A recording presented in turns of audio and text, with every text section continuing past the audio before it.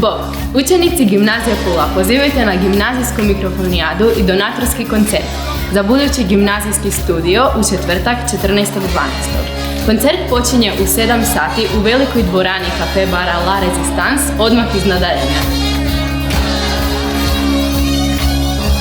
Na mikrofonijadi će nastupiti gimnazijski bendovi Abacus, Audio Klot, Akrobate i FM13 uz nastup učeničkog zbora i vokalni dua te stand-up komičara. U manjem prostoru La Resistance biti će izložene fotografije gimnazijskog fotokluba na temu studija i gimnazijskih mikrofonijada. Ovim koncertom pokrećemo kampanju za donaciju opreme i potrebnih financijskih sredstava kako bismo uspjeli nabaviti potrebnu glazbenu opremu, glazbene instrumente za naš novi glazbeni studio.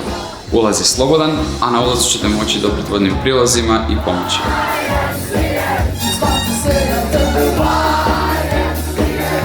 Dođi! Zabavi se! I pridruži nam se na gimnazijskoj mikrofonijadi. U četvrtak 14.12. u 7 sati. U velikoj prostoriji La Resistance i podrži nas u stvaranju glazbenog studija. Vidimo se!